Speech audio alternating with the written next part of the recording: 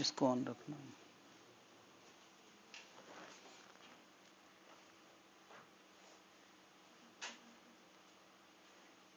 दो जने हैं सर।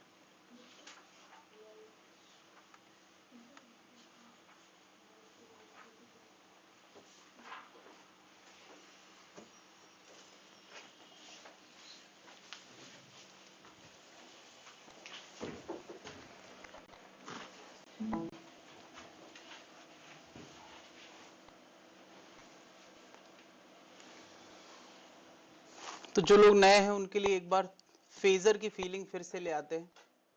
अक्सर लोगों को इसी कॉन्सेप्ट में दिक्कत रहती है। ऑल्टरनेटिंग ईएमएफ का मतलब क्या होता है? ऑल्टरनेटिंग ईएमएफ का मतलब है कि ईएमएफ मैग्नीट्यूड वाइज और डायरेक्शन वाइज लगातार चेंज हो रहा है। एक डीसी बैटरी हमेशा यूनिडायरेक्शनल करंट देती है।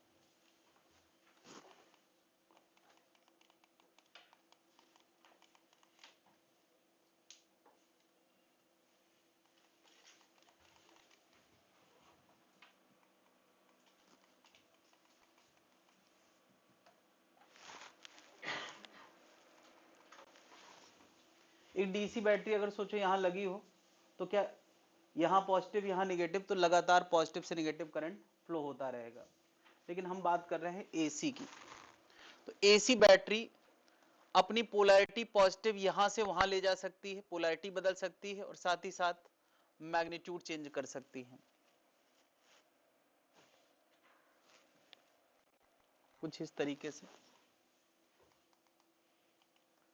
ये देख रहे हैं, कभी बैटरी इस तरफ, कभी उस तरफ, कभी इस तरफ, कभी उस तरफ, और वो भी मैग्नीट्यूड बदलती हुई साइनोसाइडली। यानी जो साइन वाला ग्राफ मैं दिखा रहा था उसमें हाइट इस बात को डिनोट कर रही है कि वैल्यू कितनी है, और ऊपर होना ये बता रहा है कि पॉजिटिव है, और नीचे होना क्या बता रहा है, नेगेटिव। यानी कभी इस तरफ पॉजिटिव, कभी उस तरफ पॉजिटिव। तो उस तरफ पॉजिटिव को, किसी एक तरफ के पॉजिटिव को पॉजिटिव बोलेंगे, दूसरे तरफ को नेगेटिव। यानी कभी ऐसा करंट, कभी ऐसा करंट। ऐसे ईएमएफ का नाम ऑल्टरनेटिंग ईएमएफ है। और जो करंट इसमें फ्लो कर रहा है वो भी कैसा होगा? अगर साइनोसाइडल ईएमएफ है तो साइनोसाइडल करंट होगा। तो इसी बात को हम ग्राफ में साइनोसाइडली दिखाते हैं, और इसी बात को समझाने के लिए फेजर डायग्राम बनाया जाता है। फेजर डायग्राम में ये एक एरो है घूमता हुआ, है ना। क्या बताओ, जैसे जैसे उस ग्राफ में टाइम बीत रहा था तो फेज की वैल्यू बदल रही थी। फेज मतलब साइन के अंदर जो होता है ओमेगा टी, वो फेज होता है। वो टाइम के साथ बदलता है। एक टाइम पीरियड में वो 2 पाई हो जाता है, क्वार्टर टाइम पीरियड में पाई/2 होता है। तो क्या बता रहे, साइन के अंदर जो इनपुट है उसका नाम हमने क्या रखा है? फेज। और जो ओमेगा होता था वो होता था फेज वेलोसिटी या एंगुलर फ्रीक्वेंसी। हर सेकंड कितनी एंगुलर वेलोसिटी से चीजें बदल रही हैं। तो यार यहां पर ये एरो उसी ओमेगा से घूम रहा है, किसी ओमेगा रेडियन पर सेकंड से घूम रहा है। और यहां पे जो इसका एंगल है वो साइन के अंदर का इनपुट है। वो एंगल जब 0 होगा तो हाइट सबसे कम होगी, वो एंगल जब 90 होगा तो हाइट सबसे ज्यादा होगी, एंगल 180 होगा तो, यानी ये घूमता हुआ एरो का एंगल फेज बताता है और इसकी हाइट ईएमएफ या करंट की वैल्यू बताता है। दो चीजें यार, एंगल क्या बताता है कि फेज क्या है, और हाइट क्या बताता है कि ईएमएफ अपने किस पड़ाव पे है। यानी एरो अगर किसी इंस्टेंट के लिए रोक दिया जाए, सोचो यार मैं इधर पे एरो रोक दूं, रुक क्यों नहीं रहा है, ओके, मैं यहां पे एरो रोक दूं, तो क्या तुम्हें अंदाजा लग जाना चाहिए कि इस समय फेज 0 से 90 की तरफ बढ़ रहा है, ईएमएफ अभी मैक्सिमम की तरफ बढ़ रहा है, यहां मैक्सिमम हो जाएगा? नहीं। अगर मैं थोड़ी देर बाद यहां रोकता हूं तो इसका मतलब क्या कि अभी अभी ये मैक्सिमम से 0 होना। तो क्या एरो, केवल एक ऐसा एरो रुका हुआ तुम्हें दिखा दिया जाए तो तुम समझ सकते हो कि वो अपने किस पड़ाव पे है? क्या जनता समझ पा रही है? अच्छा, प्योर रजिस्टिव सर्किट के लिए ईएमएफ का पड़ाव और करंट का फेजर पड़ाव, फेजर पड़ाव से मतलब कि अगर ईएमएफ अपने पीक पे जाने वाला है तो करंट भी अपने पीक पे जाने वाला है, उसी फेज पे होता है। दोनों सेम फेज पे होते हैं। किस सर्किट के लिए? प्योर रजिस्टिव सर्किट के लिए। तो मैंने पिछली क्लास में यार प्योर रजिस्टिव सर्किट बताया था। प्योर रजिस्टिव सर्किट में ईएमएफ और करंट का फेज हमेशा एक जैसा होता है, एक ही समय पे दोनों पीक पे जाते हैं, नहीं। लेकिन क्या बताओ, इंडक्टर सर्किट में वोल्टेज पहले आता है, सर्किट में करंट बाद में आता है। यानी कौन लीड करता है? वोल्टेज, वोल्टेज, है ना। और कैपेसिटिव सर्किट में यानी उसका घूमता हुआ फेजर ये होगा। तुम्हें ऐसा देखने को भी मिल सकता है, कहीं भी रोक सकता हूं मैं, ऐसा भी देखने को मिल सकता है, ऐसा देखने को मिल सकता है। कोई एक डायग्राम बना दो तो अगला तुम्हें अपने आप बना देना है, π/2 आगे। बात क्लियर है? फिर कैपेसिटिव सर्किट में कौन आगे रहता है? करंट पहले रहता है, वोल्टेज बाद में आता है ना। यानी इनका अगर घूमता हुआ फेजर बनाया जाए तो हमेशा करंट को वोल्टेज चेस करता हुआ होगा। यानी करंट पहले 90 पे पहुंचेगा तो वोल्टेज थोड़ी देर बाद 90 पे पहुंचेगा। क्या इतनी बात समझ में आ रही है? ये हमारा फेजर डायग्राम है। तीनों तरह के सर्किट को लेके हम लोगों ने डीलिंग पढ़ी थी। अगर ईएमएफ का फॉर्मेट दिया है E not sign omega T, तो करंट क्या होता है? Voltage upon resistance. क्या साइन के अंदर वाले इनपुट में कोई अंतर नहीं आता, इसीलिए फेजर दोनों के सेम बनाए जाते हैं, है ना। ईएमएफ दिया है तो करंट ऐसे लिखा जाएगा, और करंट दिया है तो यार करंट दिया हो तो वोल्टेज क्या होता है? Current into resistance. करंट दिया है तो वोल्टेज क्या होता है? Current into resistance. तो देखो रेजिस्टेंस इंटू में आया है, लेकिन क्या बताओ साइन के अंदर वाली चीज पे कोई अंतर नहीं पड़ता है। इंडक्टिव सर्किट में करंट दिया है तो वोल्टेज लाने के कुछ स्टेप फॉलो किए थे, और हमने दिखाया था कि अंदर अंतर आता है, साइन के अंदर इनपुट में अंतर आता है, और वोल्टेज के फेज में क्या बताओ वो कितना आगे है? π/2 आगे है। ये बात मैंने मैथमेटिकली दिखाई थी। तो देखा करंट से वोल्टेज लिखा गया है तो रेजिस्टेंस मल्टीप्लाई किया जाएगा, और इंडक्टर का रेजिस्टेंस ओमेगा एल होता है। इसको हमने नाम दिया था क्या? Inductive reactance. इंडक्टिव रिएक्टेंस जब रेजिस्टेंस की जगह पे आता है, इंडक्टिव रिएक्टेंस जब रेजिस्टेंस की जगह पे आता है तो फेज में अंतर लाता है, वोल्टेज का फेज π/2 से बढ़ाता है। क्या बात समझ रहे? मैंने करंट से शुरू करके वोल्टेज लिखा है जैसे यहां था। अभी क्या वोल्टेज से शुरू करके करंट की बात कर सकते हैं कि नहीं? अगर वोल्टेज से शुरू करके करंट की बात करेंगे तो क्या बताओ रेजिस्टेंस डिवाइड होगा। देखो रेजिस्टेंस डिवाइड हुआ है कि नहीं, है ना।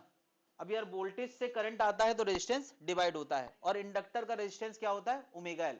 ओमेगा एल जब आता है तो वोल्टेज का फेज, लेकिन मैं लिख किसको रहा हूं? करंट को। वोल्टेज गिवन है तो उसको तो हम बदल नहीं सकते, करंट लिखना है तो करंट का हम घटा देंगे तो वोल्टेज जीत जाएगा। क्या बात समझ रहे? π/2 का अंतर हमें दिखाना है। ये क्या था? Inductive circuit. कैपेसिटिव सर्किट में रेजिस्टेंस 1/ω/c होता है, उसको हमने कैपेसिटिव रिएक्टेंस बोलना सही समझा था। ओम यूनिट की चीज क्या होता है? अब अगर वोल्टेज दिया है तो करंट लाने के लिए डिवाइड करना पड़ेगा, और करंट दिया है वोल्टेज लाने के लिए मल्टीप्लाई करना पड़ेगा। क्या मल्टीप्लाई करना? 1/ω/c, ओम यूनिट की चीज। और जब 1/ω/c आता है तो अपने साथ करंट का फेज बढ़ाता है। तो देखो यार करंट का फेज प्लस π/2 है कि नहीं। इतनी कहानी हम लोगों ने पिछली क्लास में कर ली है, जिन लोगों ने मिस किया है वो यहां से कनेक्ट कर सकते हैं। और अब आगे, अरे रिकैप चल रहा था ना, तो ये लास्ट वाला डायलॉग तो होता ही है। हाँ भाई, तो हम लोग अभी तक प्योर बातें कर रहे थे, और अभी हम लोगों को बातें करना है मिक्स वाली बातें। LR circuit, okay, LR circuit heading डालना है LR सर्किट।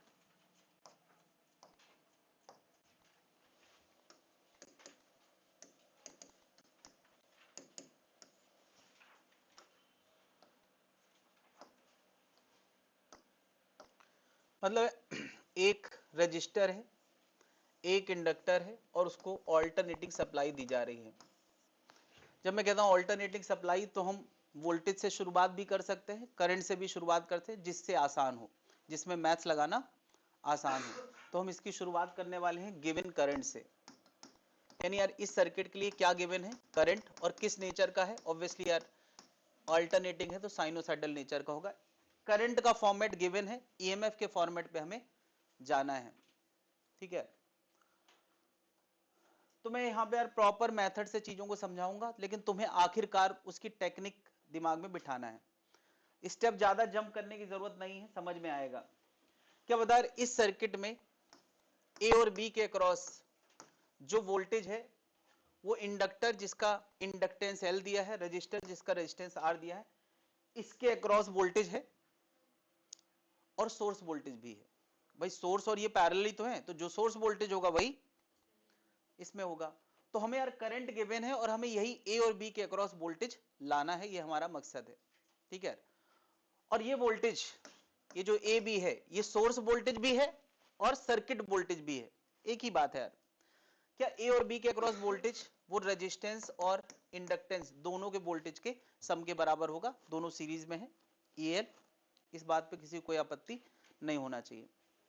अब मुझे बताओ, अगर करंट पता हो तो इसका वोल्टेज क्या होता है, सीधे लिखना हमने सीखा है, अब सीधे पैटर्न पता है। करंट से वोल्टेज क्या होता है, IR होता है। तो I ये है, इसमें R, तो यार ये बन जाएगा R, यार बाहरी इधर ही दिखाते हैं, अंदर मल्टीप्लाई नहीं दिखाते, साइन समथिंग।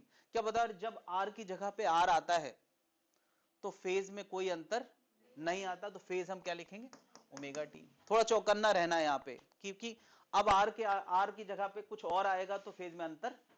बता EL क्या लिखना चाहिए मुझे, I not into omega L sign something. क्या बता, R की जगह पे ओमेगा एल आया है, इंडक्टिव रिएक्टेंस आया है, और ये जब जब आता है तो वोल्टेज का फेज, ये वोल्टेज ही तो मैं लिख रहा हूं, तो ये क्या लिखना चाहिए, ओमेगा टी प्लस π/2। क्या इतनी बात समझ में आ गई? अब हमें यार इनका सम करना है, दो साइनोसाइडल टर्म का सम करना है।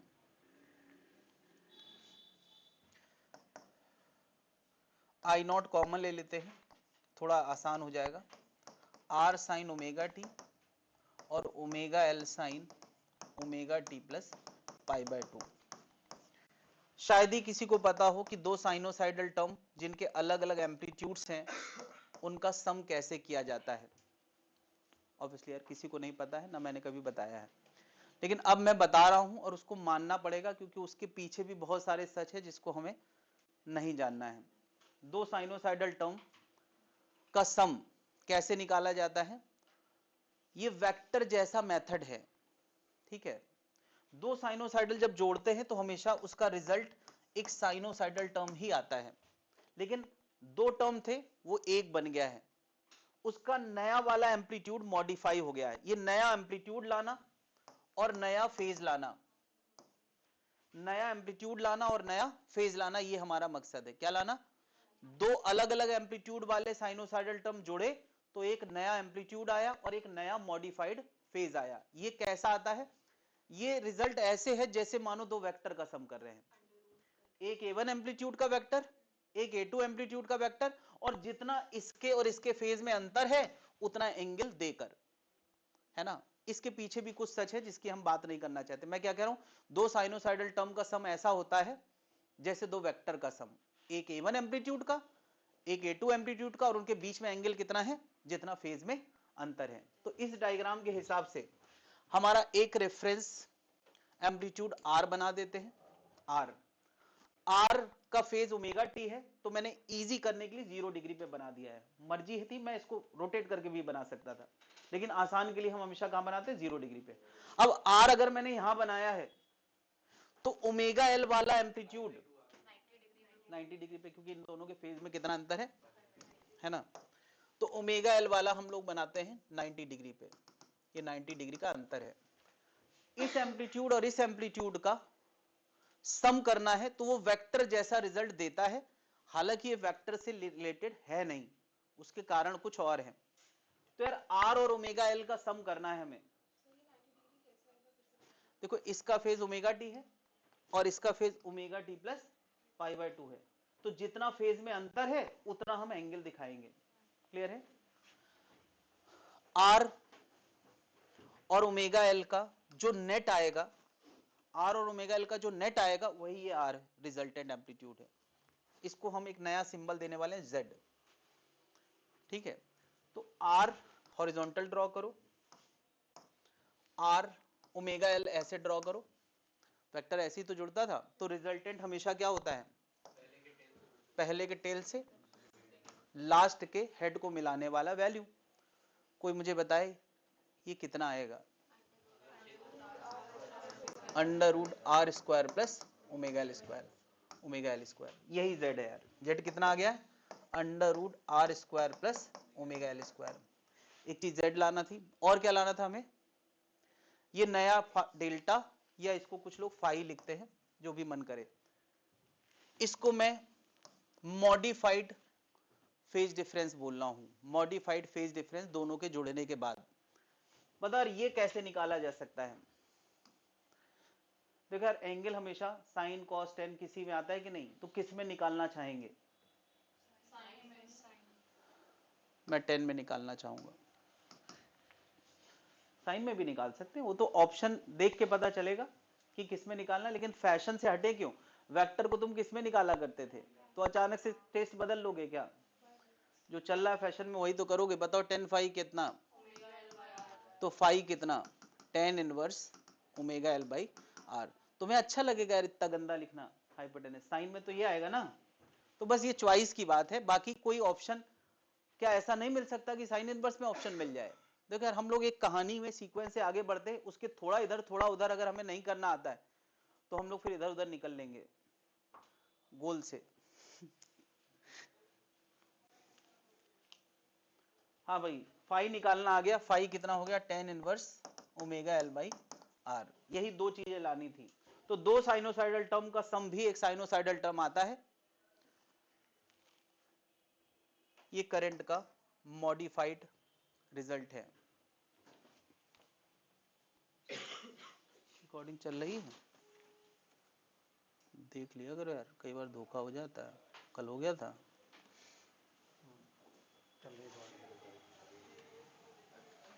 ठीक, अब बस केवल कैमरे पे ध्यान देना।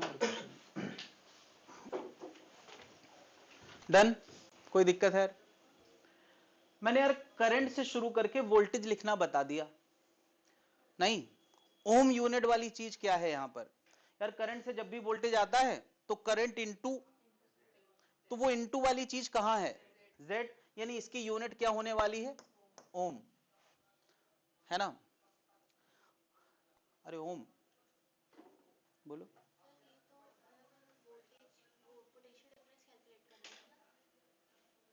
हाँ ये वोल्टेज था, सॉरी ये वोल्टेज था, आई एम सॉरी। तो ये किस यूनिट का है? ओम यूनिट का है। अच्छा बताओ, जब ओम वाली चीज ओमेगा एल होती है तो पाई बाय 2 फेज बढ़ाती है, और जब आर होती है तो 0 फेज लाती है, और जब वो जेड होगा तो ये जेड जो आया है वो आर और ओमेगा एल दोनों के कंट्रीब्यूशन से आया है। तो ये जो फाई है ना, वो 0 भी नहीं होगा 90 भी नहीं होगा, उसके दिख रहा है कि नहीं? यानी ओमेगा एल होता प्योर तो पाई बाय 2 बढ़ाता, आर अगर प्योर होता तो 0 बढ़ाता। अब दोनों है तो बीच का कुछ होगा कि नहीं? क्या ये जो फाई है हमें पक्के तौर पे दिख रहा है कि ये किसके किसके बीच में है? 0 से 90 के बीच में है। क्या कोई कंफ्यूजन है? और ये जस्टिफाइड भी है, ऐसा होना भी चाहिए कि जब ओमेगा एल आता तो पाई बाय 2 लाता था, आर आता तो 0 लाता था, तो जेड आया है तो बीच का। जेड नाम इन्वॉल्व कराना पड़ा है क्योंकि ना तो ये इंडक्टिव रिएक्टेंस है ना ये रजिस्टिव है, तो इसका नाम रख दिया है क्या? इंपीडेंस। जेड को यहां हम क्या बोलते हैं? इंपीडेंस। और अब यही नाम आगे चलेगा यार, जनरल नाम इंपीडेंस है। यानी तुम ऐसे कह सकते हो यार कि इंपीडेंस प्योर रजिस्टिव में आर हो जाता है, इंपीडेंस प्योर इंडक्टिव में, इंपीडेंस प्योर कैपेसिटिव में। तो ये थोड़ा सा ज्यादा जनरल बात हो गई। अब Z is a general thing. Clear है भाई? आगे बढ़ सकते हैं। तो यार मैंने यहां पे सीधी बात बताई है जिसके लिए मैथ्स आसान थी, आई से शुरू करके ईएमएफ तुम्हें इजीली बता दिया। रिवर्स बात अब हम समझ गए हैं कि क्या होगी। सोचो कि अगर तुम्हारे सामने ईएमएफ का फॉर्मूला दिया हो, ई नॉट साइन ओमेगा टी, और इसी सर्किट के लिए तुम्हें करंट का फॉर्मेट लिखना हो, तो कोई क्या लिखेगा? अपनी अपनी कॉपी पे लिख के दिखाना बिना किसी इधर उधर की मदद। करंट से वोल्टेज लिखना दिखा दिया ना यार, तो वोल्टेज से करंट क्या लिखोगे? क्या नहीं लिख सकते? इसी सर्किट के लिए वही सिंबल यूज करना है जो मेंशन किए गए हैं।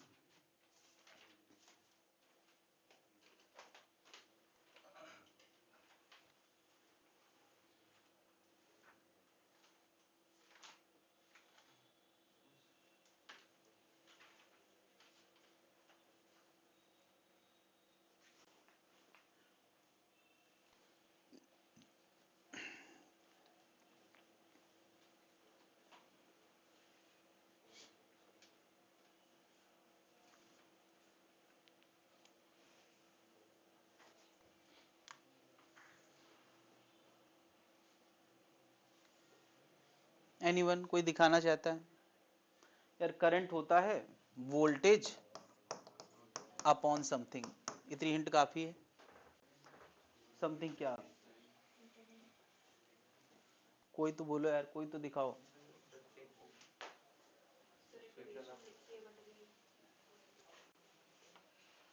ठीक, जेड लिख देते तो और अच्छा रहता।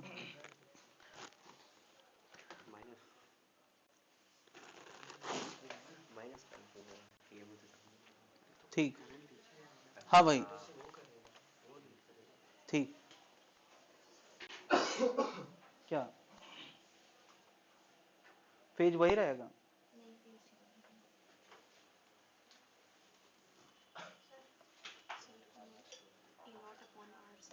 पूरे स्टेप नहीं लिखना, अलग अलग नहीं। करंट में I1 प्लस I2 थोड़ी लगेगा, ये सीरीज में है तो करंट में I1 प्लस I2। मैं सीधे रिजल्ट जानना चाह रहा हूं। अच्छा, पैटर्न यहां से पता चला, रेजिस्टेंस वाली चीज Z है, तो जब वोल्टेज होता है तो करंट क्या आएगा?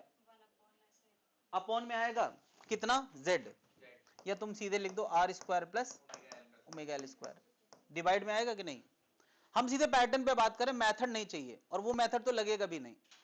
I equal to I1 plus I2 parallel में लगता है, ये सीरीज है। अब मुझे बताओ, EMF से करंट लाते तो डिवाइड करते हैं, तो रेजिस्टेंस वाली चीज डिवाइड कर दी। फेज का क्या फेज वही रहेगा? Omega T minus phi. और फाई क्या है? फाई यही है। कितने लोगों ने कर लिया है? क्या इस बात पे किसी को कोई आपत्ति है? सीधी बात के लिए हम मैथ्स लगा रहे हैं, जहां मैथ्स लगाना इजी है या पॉसिबल है, उसके लिए मैथ्स लगाना पॉसिबल ही नहीं है, पैटर्न से ही काम चलाना पड़ेगा। क्लियर है भाई? कोई दिक्कत? तो ये कौन सा था? LR सर्किट, एक इंडक्टर एक रेजिस्टर। अब आने वाला है RC सर्किट। तो मैं चाह रहा हूं RC सर्किट के स्टेप जैसे मैंने ये लिखे हैं, क्या तुम आगे बढ़ा पाओगे RC सर्किट के स्टेप? अच्छा,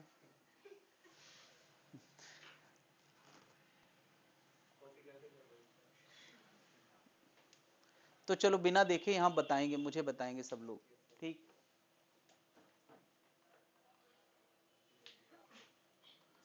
यार खाली है ही नहीं।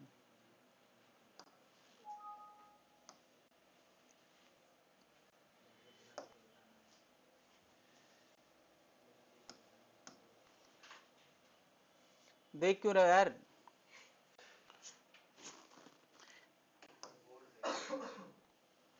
इतनी देर भी रहा नहीं जाता यार तुम लोगों से, थोड़ी देर के लिए ना देखो। हाँ भाई, ऑल्टरनेटिंग ईएमएफ है, आरसी सर्किट है, और कहां से मैं शुरुआत कर रहा हूं? करंट से। एज ऑलवेज करंट से शुरुआत करना है सीरीज के केस में, ठीक है? इसका ER और इसका EC मिलके तय करेगा ए और बी के अक्रॉस EMF। तो यार ए और बी के अक्रॉस EMF मुझे क्या लिखना चाहिए? ER plus EL, okay EC, sorry EC। चलो ER मुझे क्या लिखना है? I नॉट R आएगा, फेज में कोई अंतर नहीं आएगा। फिर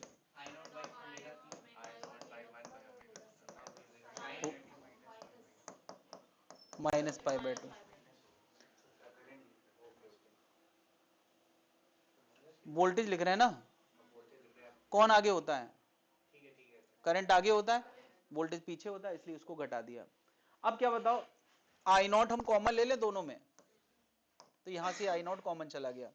एक एम्पलीट्यूड R है, दूसरा एम्पलीट्यूड 1 बाई ओमेगा सी है। डिफरेंट एम्पलीट्यूड के दो साइनोसाइडल टर्म जुड़ते हैं तो आंसर ऐसा आता है कि वो भी एक साइनोसाइडल टर्म होता है, नहीं जिसमें उसका ये रिजल्ट वेक्टर रिजल्टेंट जैसा होता है और ये रिजल्ट नेट फाई जैसा होता है। जो तो अब हमें क्या करना है? Phasor sum.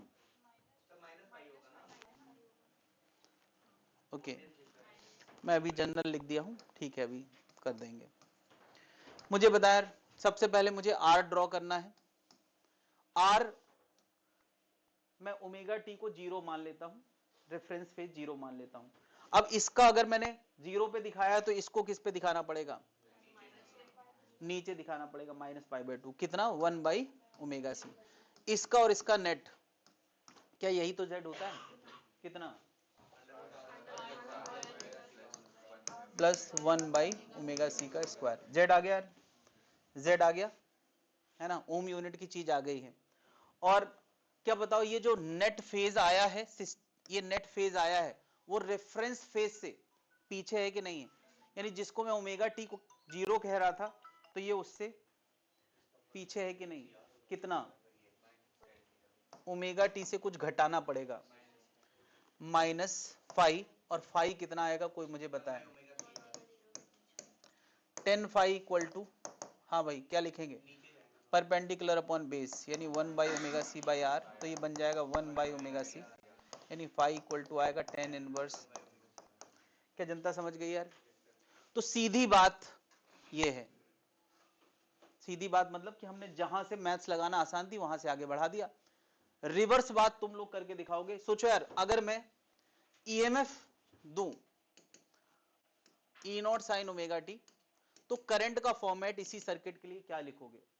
ऑब्वियसली इसमें दूसरा चीज नहीं लिखा होगा, वो भी लिखा है। चलो यार, तो ईएमएफ गिवन है, करंट का फॉर्मेट लिख के दिखाना है सीधे, बिना मेथड के। अब ये पैटर्न समझने की कोशिश करें, बिना पैटर्न, बिना मेथड के। ईएमएफ की मदद से करंट का फॉर्मेट लिखना है, जिसका हो जाए बुला के दिखा सकता है। ऑनलाइन वाले व्हाट्सएप कर सकते हैं। ब्रैकेट कहां लगना चाहिए? ठीक, नहीं तो कंफ्यूजन हो जाएगी, फाई अलग है। और कोई?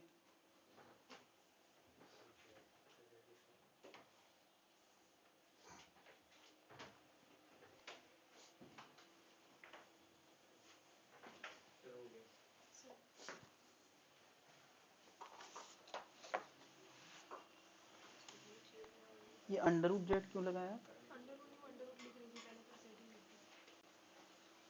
ठीक, मतलब यहां माइनस आया था, अगर वोल्टेज हार रहा है तो वोल्टेज को हराओ, उसके लिए। हाँ सही तो किया है, हाँ सही है। करंट को जिताना पड़ेगा तो वोल्टेज हार जाएगी। ठीक,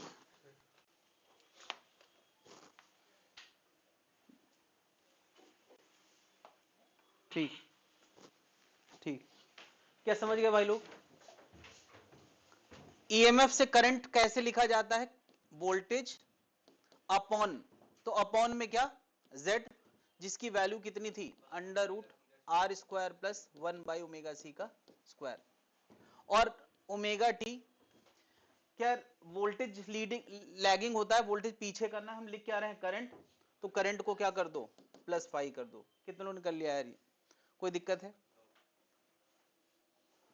इसके बाद आने वाला है एलसी। एलसी है ना इसके बाद? ठीक, एलसी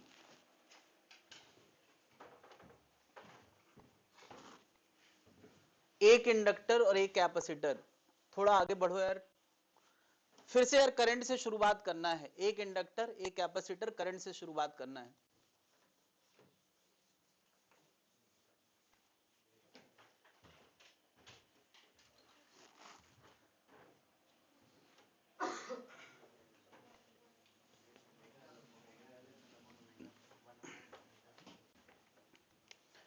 एक इंडक्टर है,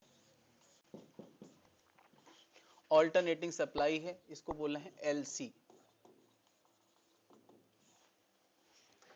एलसी का ऑप्शन दिया है कि नहीं? एलसी दिया है ना इसमें? ठीक, नोटेड भी है। इधर ध्यान दें, करंट मैंने गिव दिया है I0 sin ओमेगा टी। चलो यहां देखें, उधर ना देखें। EL और EC, क्या A और B के अक्रॉस जो वोल्टेज होगा वो दोनों से मिलकर तय होगा? EAB क्या होगा? EL EC। चलो मुझे बताते जाए, नीचे देखने की जरूरत नहीं है। हाँ भाई, करंट गिवन है और इसका वोल्टेज लिखना है। हाँ, ओमेगा एल जब आता है तो वोल्टेज का फेज बढ़ाता है, मैं वोल्टेज तो लिख रहा हूं, तो क्या +π/2। चलो कैपेसिटर की बात कर ले। हाँ,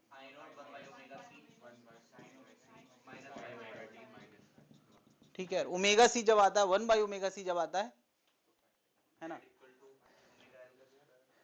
ओके, आई नॉट बाहर आ जाएगा, एक रेफरेंस फेज से π/2 आगे है, दूसरा रेफरेंस फेज से π/2 पीछे है।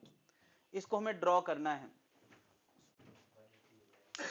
हाँ भाई, रेफरेंस लाइन में इधर मैं कुछ नहीं बना रहा हूं, बस ये 0 डिग्री एंगल ओमेगा टी को डिनोट कर रहा है। तो इसका फेज कितना आगे है, 90 डिग्री ओमेगा एल, ठीक है। इसका फेज 90 डिग्री पीछे है, कितना, 1/ओमेगा सी। हमें नहीं पता कि कौन ज्यादा कौन कम है। अगर ओमेगा एल ज्यादा होगा तो उसको हम इंडक्टिव सर्किट बोलते हैं, ओमेगा सी 1/ओमेगा सी ज्यादा होगा तो उसको हम कैपेसिटिव बोलते हैं। तो मैं मान लेता हूं कि वो सर्किट कैसा है, इंडक्टिव। अगर इंडक्टिव है तो कौन ज्यादा होगा, यार थोड़ा पॉजिटिव हम लोग ज्यादा सोचते हैं ना, तो ओमेगा एल पॉजिटिव है, कौन ज्यादा है, ओमेगा एल। तो नेट कितना बना इन दोनों का, अरे वेक्टर में अगर दोनों 180 पे हो तो नेट कितना बनता है, ओमेगा एल माइनस 1/, और इसका रेफरेंस फेज यानी ओमेगा टी के मुकाबले कितना आगे है, π/2। रेफरेंस फेज मतलब ओमेगा टी के मुकाबले। तो यार रिजल्ट हम क्या लिखने वाले हैं, दोनों का, दो साइनोसाइडल टर्म का सम एक साइनोसाइडल टर्म आता है जिसका ये वेक्टर सम से निकलता है और निकल चुका है, कितना, ओमेगा एल माइनस 1/ओमेगा सी। इसी को हम Z बोलेंगे। ये इंपीडेंस आ गया। यहां क्या लिखा जाए, ओनली ओमेगा टी प्लस π/2। देखो ओमेगा टी यहां किसी का फेज नहीं था, एक का ओमेगा टी से आगे था, एक का ओमेगा टी से पीछे था, और रिजल्ट भी ओमेगा टी से आगे है, तो प्लस π/2 आएगा। कोई दिक्कत है, ये Z की जगह आया है, कोई दिक्कत है। एज ऑलवेज यार हमने करंट से शुरू करके ईएमएफ लिख दिया है, उल्टी बात तुम लोग बताओगे। ईएमएफ गिवन है तो करंट क्या होगा, डन।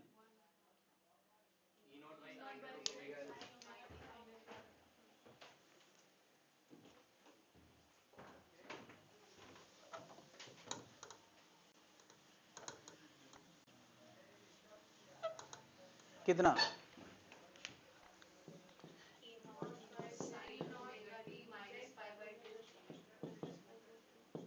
ये जेड की जगह आ गया, कितना कर लिया है, बात क्लियर है। देखो यार तुम्हें कभी भी ये स्टेप एग्जाम में नहीं दिखाना है ना, लेकिन ये मैं बार बार इसलिए लिख रहा हूं, तुम्हें पता होना चाहिए कि इसकी पूरी पैटर्न है जिससे ये रिजल्ट लाया जाता है। कभी भूल जाओ तो घर के पढ़ने के लिए ये रिकवरी प्लान है।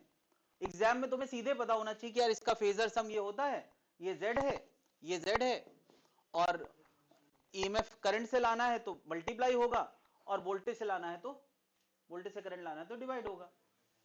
बात क्लियर है।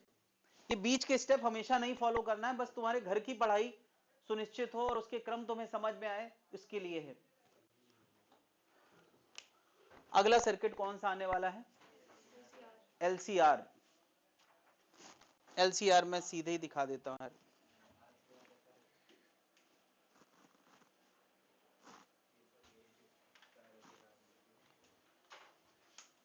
ए और बी के अक्रॉस जो वोल्टेज आएगा, ए और बी के अक्रॉस जो वोल्टेज आएगा वो ER, EL और EC के सम के बराबर होगा। तो ER, EL, EC के सम, ER क्या होगा, करंट इनटू रेजिस्टेंस आता है तो फेज में कोई अंतर, ओमेगा एल आता है तो फेज में, और 1/ओमेगा घटा देता है। अब यार इन तीन का फेजर, आर को मैंने ओमेगा टी, आर का फेज ओमेगा टी था तो उसको रेफरेंस 0 डिग्री पे बनाया है, उससे इसका और इसका कम होगा। बात क्लियर है। 1/ओमेगा सी नीचे आएगा। अब यार यहां पहली बार 3 वेक्टर आ गए हैं, तो क्या हुआ यार, हम तो 4-4 वेक्टर हैंडल करना जानते हैं। पहले हम इन दोनों को हैंडल कर लें तो 2 बचेंगे। इन दोनों को मैंने इंडक्टिव माना है तो 1/ओमेगा और एक आर है। इन दोनों का नेट कितना आएगा, √r², नहीं ये आ गया यार जेड, जेड ये आ गया, ये देखो यार जेड की जगह लिखा है। और फाई कितना आ गया, 10 फाई, 10 फाई कितना आ गया,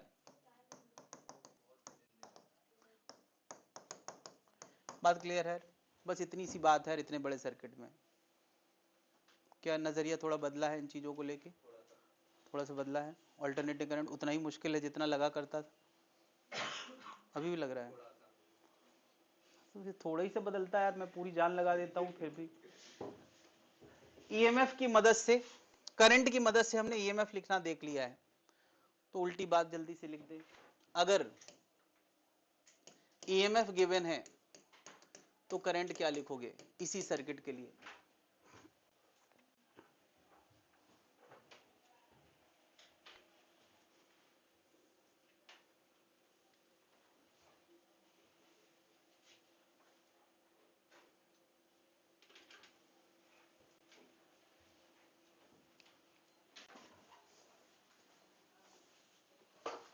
ऑडियो आ रहा है?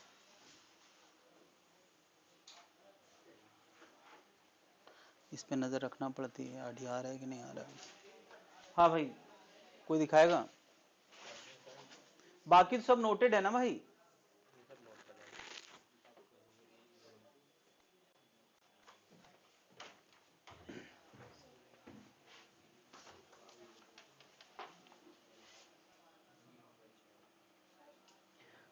अभी ना -5 करो, यहाँ +5 था ना, तो यहाँ माइनस होना चाहिए।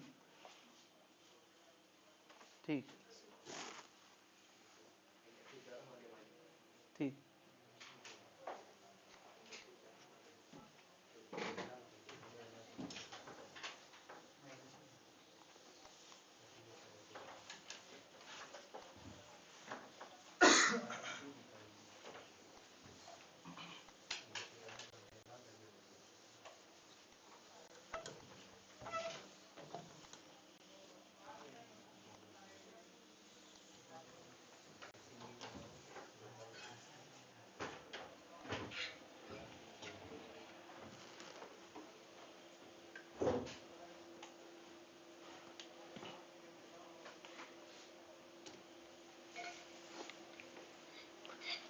क्लियर है भाई? मैंने सर्किट को इंडक्टिव माना है कैपेसिटिव? इंडक्टिव, तभी मैंने ओमेगा एल को ज्यादा माना है। अगर मैंने इंडक्टिव माना है तो फेज इसका प्लस है, और अगर मैंने कैपेसिटिव माना होता तो यार दो बदलाव होते।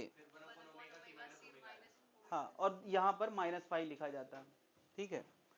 तो वो अभी हमारे पास सिचुएशन नहीं है, इसलिए हमने एक एजम्पशन के हिसाब से आगे बढ़ गए हैं। क्लियर है? अच्छा वैसे बताओ कि अगर 1/ωc ज्यादा हो जाए तो ये अपने आप में खुद ही नेगेटिव नहीं हो जाएगा? यानी ये जो हमने रिजल्ट लिखा है ये दोनों केस को कवर कर रहा है। सोचो यार ये बड़ा हो जाए तो ये अपने आप में नेगेटिव नहीं हो जाएगा, तो जिसको मैं +5 लिखा हूं वो अपने आप नेगेटिव हो जाएगा, है ना। तो रिजल्ट जनरल है, ऐसा नहीं कि उसके लिए हमें फिर से कहानी बनाना पड़ेगी। बात क्लियर है? कोई दिक्कत?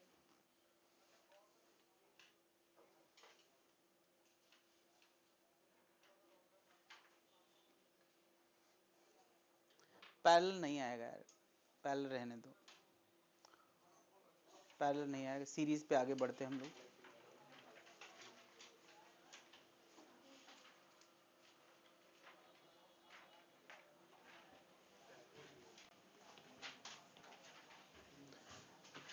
LCR, LCR सीरीज सर्किट अभी अभी हमने डील किया है, और उसके लिए दोनों बातें लिखना हम जानते हैं। करंट दिया हो तो वोल्टेज क्या, वोल्टेज दिया हो तो करंट क्या। अगर वोल्टेज ये है तो करंट क्या लिखोगे? ये करंट ये आएगा, इतना सबको दिख रहा है, ये करंट आएगा। पता है करंट में ये चीज बदलती हुई है, ये चीज बदलती हुई टाइम के साथ साथ बदलेगी। इसका कंट्रोल थोड़ा बहुत हमारे हाथ में, ओमेगा बदल सकते हैं, लेकिन ओमेगा बदलने से हाइट में कोई फर्क नहीं पड़ता है, वो विड्थ बदल जाएगी थोड़ा बहुत ओमेगा बदलने से। वो जो ग्राफ की विड्थ है ना, वो थोड़ी बदल जा सकती है। हाइट कौन डिसाइड करता है ग्राफ की? ये, इसको हम बोलते हैं पीक वैल्यू ऑफ करंट। बता, पीक वैल्यू ऑफ करंट कितनी दी है, कितनी है यहाँ पे? तो साइन फंक्शन के बाहर जो होता है वही उसका पीक वैल्यू ऑफ करंट या एम्पलीट्यूड ऑफ करंट होता है। कितना है? E naught upon under root R square omega L minus 1/ओमेगा c²। नहीं, अच्छा, आई आर एम एस क्या होता है? आर एम एस करंट, अरे इसी आई नॉट का अपॉन रूट 2 होता है। चलो, तो चाहे आई आर एम एस की बात करो चाहे ए नॉट की बात करो, वो ई नॉट पे डिपेंड करता है, ई नॉट पे डिपेंड करता है, आर पे डिपेंड करता है, ओमेगा एल। गिवन सर्किट में एल सी आर बदलना हमारे हाथ में नहीं है। ई नॉट कौन तय करता है? सोर्स तय करता है। ई नॉट सोर्स तय करता है और ओमेगा भी कौन तय करता है? सोर्स तय करता है। एल सी आर ये किसका हिस्सा है? सर्किट का हिस्सा है। और ओमेगा और ई नॉट किसका हिस्सा है? सोर्स का। सोर्स मतलब यार इस सप्लाई, ये सप्लाई किस किस जनरेटर से आ रही है? तुम्हें याद है ना, ओमेगा कहां इंट्रोड्यूस होता है? जिस जनरेटर से ये सप्लाई आ रही है, ओमेगा वहां से तय होता है।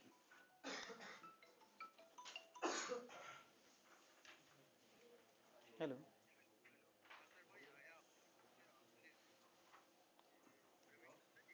हाँ हाँ, हजरतगंज या गोमती नगर? देखो बाहर किस लिए आए हैं आप? क्लास पढ़ा रहा हूँ अभी, आप बैठिए 1 मिनट।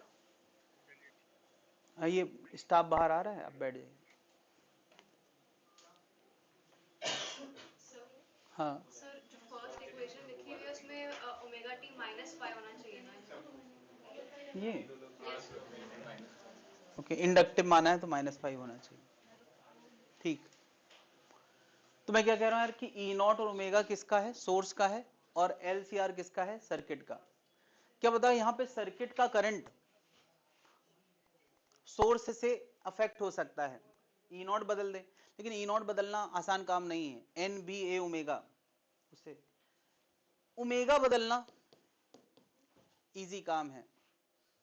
ओमेगा बदलना इजी काम है। यहीं बिठा दो यार, कहां पे? ठीक, तुमने बोल दिया है क्या 2 बजे तक आना? तुमने बोला है क्या 2 बजे तक आना? हाँ, मैंने उनको फोन पे बोला बैठिए मैं आ रहा हूं। तुमने बोल दिया 2 बजे तक आना, बुला लो।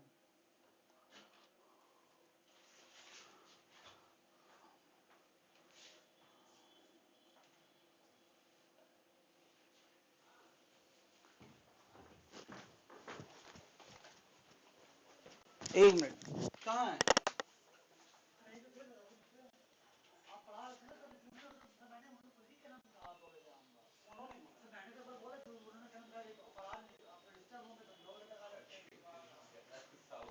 चलो ठीक है, कोई बात नहीं, लेकिन वो जरूरी था यार, 5 मिनट हम क्लास के बीच में भी आ ही सकते थे।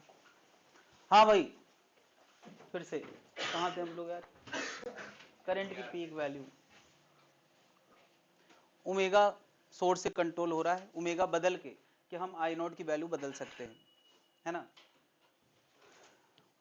मुझे बताओ, इस टर्म को इन्फ्लुएंस कर सकता है ओमेगा, और ये टर्म सबसे कम 0 हो सकता है।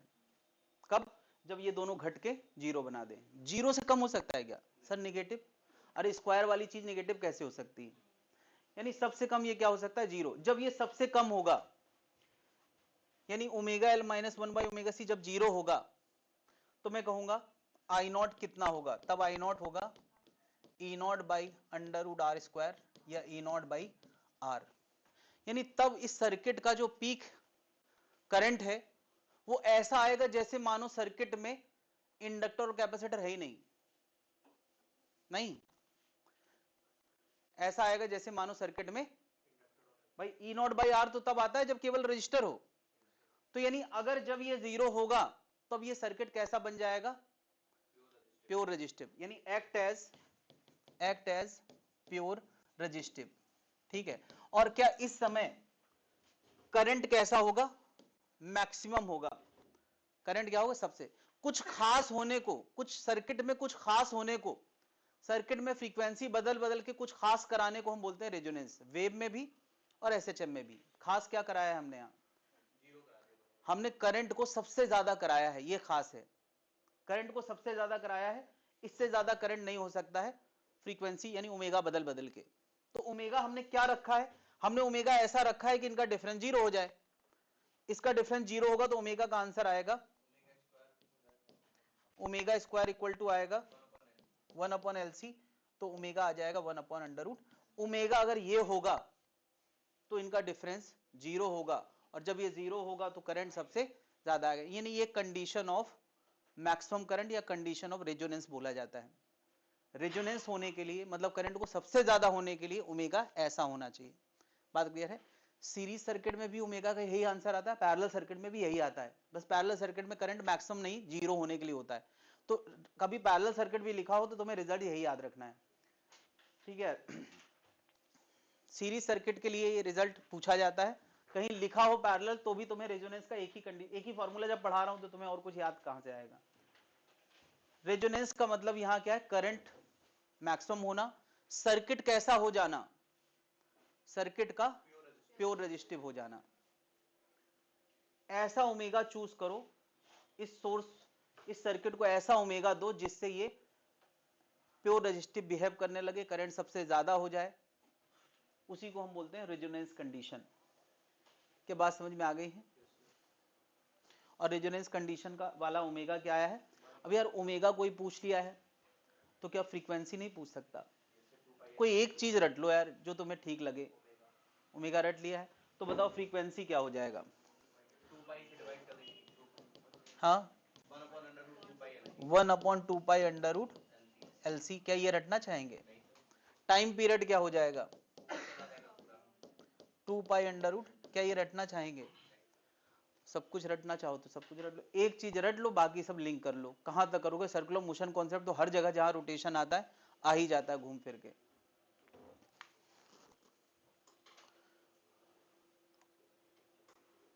कल वाला रखा है ना?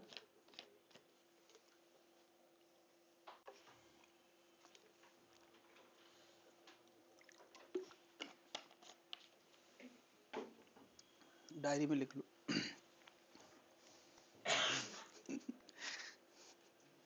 यार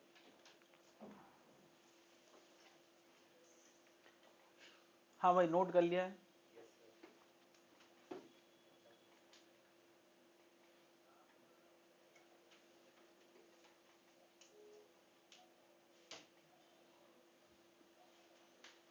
तो इतने सारे सर्किट का डिस्कशन करने के बाद हम लोग एक क्वेश्चन करेंगे ताकि सर्किट से और कनेक्टेड फील करें। एक न्यूमेरिकल मैंने दिया है यहाँ पे ताकि हम सर्किट से और कनेक्टेड फील करें। एक ही क्वेश्चन में बहुत सारी चीजें पूछ ली ताकि तुम्हें हर चीज का अंतर समझ में आए।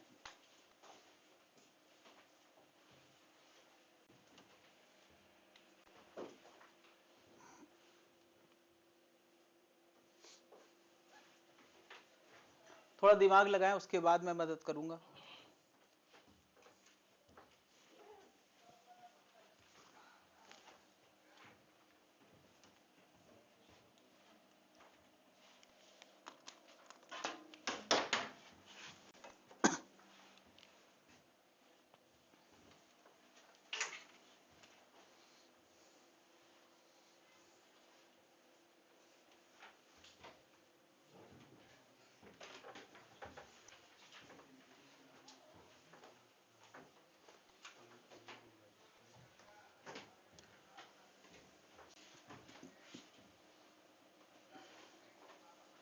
क्वेश्चन में पूछा गया है ER, EC एंड EL, ये तीन चीजें अलग अलग बताना है। ER, EC और EL ये तीन चीजें बताना है किस टाइम पे? T बराबर 1/400 पे, ठीक है। तो यार ER अगर करंट का फॉर्मेट दिया हो तो ER क्या होता है? क्या ये मैं बार बार हर जगह बताया हूं? ओके क्या होता है? I0, ये I0 है, I0 R, फेज में कोई अंतर, ठीक है। ओमेगा कितना दे रखा है यहां पर? 100 पाई, आई नॉट कितना दे रखा है 20, आर कितना दे रखा है 8 ओम, सब तो पता है, टाइम डालो ई आर पाओ।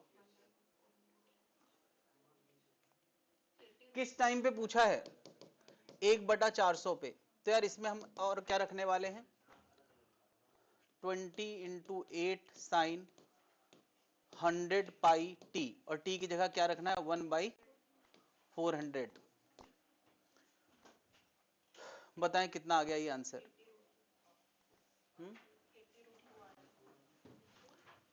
ओके 160/√2 या इसको 80√2 भी लिख सकते हैं। कितने लोग आ गए यार, कोई दिक्कत है, आगे बढ़े यार। अपने आप फैसले लेने से टॉपिक हमें इजी लगने लगता है, जब तक तुम डिपेंडेंट रहोगे तब तक ये टॉपिक मुश्किल रहेगा।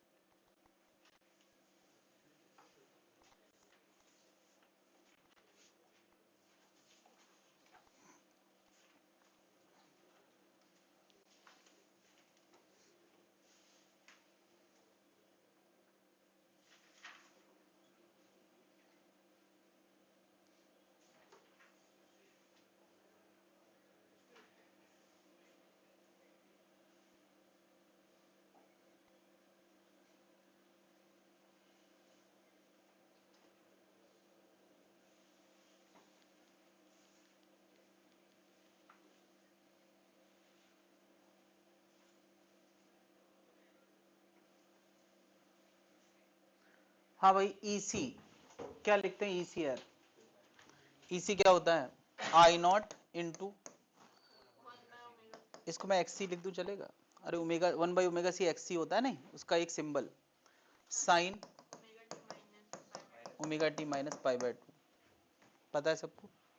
ओके तो आई नॉट इज 20, एक्सी एक्सी बोले तो दिस कितना दे रखा है, सीधे सीधे 10 दे रखा है, सीधे सीधे 10 दे रखा है, हमें ओमेगा सी लगाने की जरूरत नहीं है। साइन 100 पाई टी माइनस π/2 है ना। अब टी की जगह तुम्हें क्या रखना था, तो ये π/4 बनेगा, में से π/2 जाएगा तो माइनस π/4 आएगा, घटा लो यार, रखो और घटाओ, ये माइनस आएगा साइन के अंदर, और साइन माइनस माइनस आंसर आता है, ये आंसर आएगा -200/√2 वोल्ट। कितने लोगों ने लिख लिया है।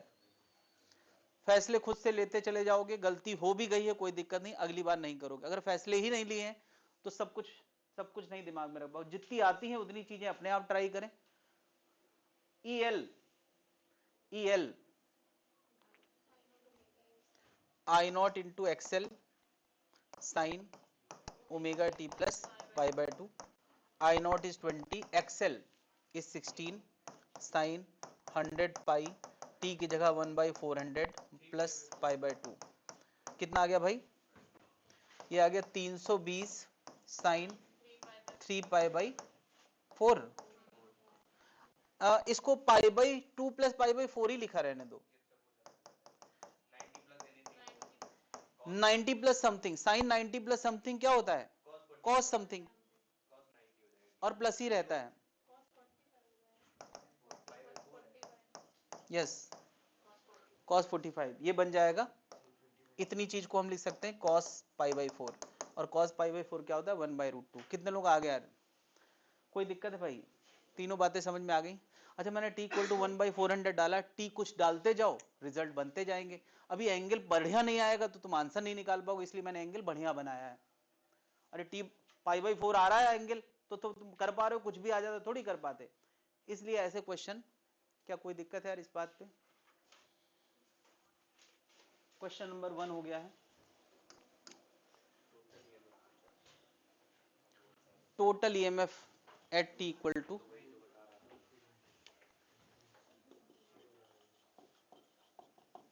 एट t इक्वल टू 1/400, ये किसने लिख लिया है।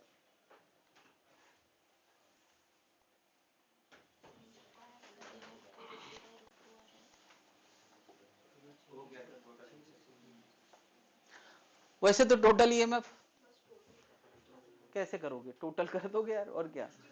E इक्वल टू क्या, E R E L E सी सब तो पता है, जोड़ दो। उसी वक्त का ई आर पता है, उसी वक्त का कितना 160/√2, और ई एल कितना पता है 200/√2, और ये माइनस का, सॉरी साइन लगाना बहुत जरूरी है यहाँ पे, और ये कितना है 320/√2, तो ये कितना आ गया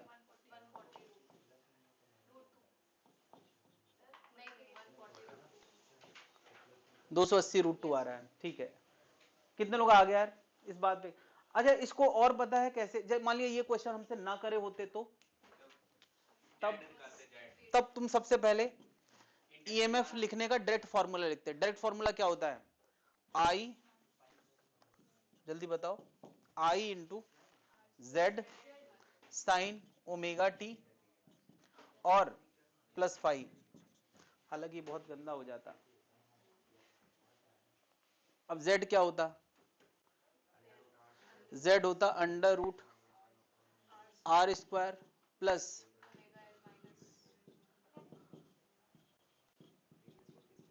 ये 10 आ जाता। z कितना आ गया 10, आई नॉट कितना है 20, फाइव कितना आता, ये डेटा ऐसा दिया है कि तुम्हारा इतना गंदा भी नहीं आएगा। 10 5 पता है कितना आता, 8 6, 10 5 आता 3/4, 10 3/4 पता है 37 डिग्री के लिए होता है, 37 डिग्री है। तो ये आ गया 20 10 साइन 100 पाई, और टाइम मैंने कितना दे रखा है 37 डिग्री। गंदा हो जाएगा काफी। साइन a प्लस बी का फॉर्मूला लगेगा,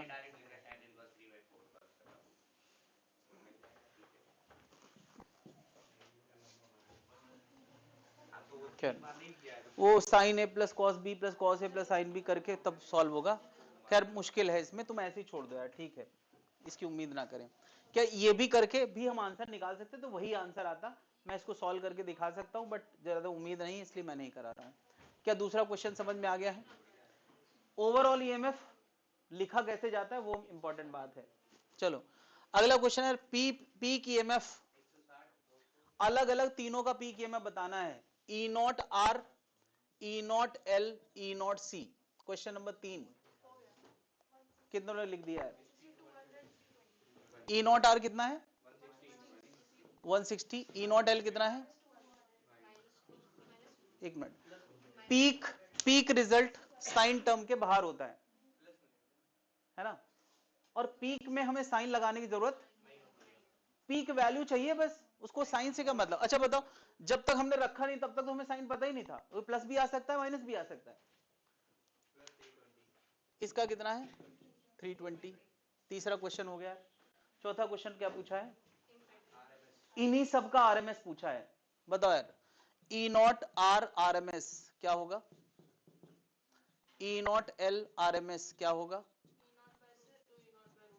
सीधी सी बात है यार, इत्तेफाक से 1/400 टाइम पर वो आरएमएस ही निकल आया था, बट हमने आरएमएस जानबूझ के नहीं निकाला, तो वो टाइम डाला तो आरएमएस के बराबर आ गया। तो कुल मिलाकर ई नॉट √2 होता है, तो कितना हो गया, सब साइनोसाइडल है 200/√2, 320/√2। Done. Question number 5, impedance of the circuit. Impedance of the circuit में निकाल चुका बीच में, ये है फिफ्थ का आंसर, z बराबर कितना आ गया 10। देखो ऐसा जरूरी नहीं कि सारे क्वेश्चन पूछे जाए, कोई एक क्वेश्चन पूछा जाएगा तो तुम उसको बता सकते हो। अगला क्वेश्चन है यार, EMF of the circuit as a function of time, ये भी तुम बता चुके हैं। Question number 6, EMF as a function of time, ये बता दिया ना यार, EMF as a function of time, यही तो है। 6th हो गया। 7th क्वेश्चन क्या पूछा है, peak EMF and RMS of the circuit, circuit का पीक कितना, यानी E naught of the circuit और E RMS of the circuit. Peak EMF कहाँ लिखा है? पीक ईएमएफ, पीक ईएमएफ क्या होगा? Peak current into Z. सोचो, सब भूल जाओ यार। तुम्हें एक ही क्वेश्चन पूछा हो पीक करंट, तुम क्या लिखोगे? Peak current into Z. Peak current कितना है? 20। जेड कितना है? 10। तो 200 आ गया। हम क्यों ये सब बातें सोचे? एकदम नए सिरे सोचो, क्योंकि तुम्हें इंडिपेंडेंट क्वेश्चन पूछे जाना, ऐसे कड़ियां जोड़ के नहीं। मैं कड़ियां क्यों जोड़ा रहा हूं? ताकि तुम्हारे कॉन्सेप्ट में क्लैरिटी आए कि हर क्वेश्चन में लैंग्वेज में क्या क्या अंतर है। एक साथ जब बंच में आते हैं तो तुम्हें समझ में आता है तो सारी लैंग्वेजेस में क्या क्या अंतर है, भेद क्या है। और जब हम एक ही क्वेश्चन देखते हैं तो कभी अंतर नहीं समझ पाते, फिर सारे अंतर एग्जाम में या टेस्ट में पता चलते हैं कि यार ये पूछा था।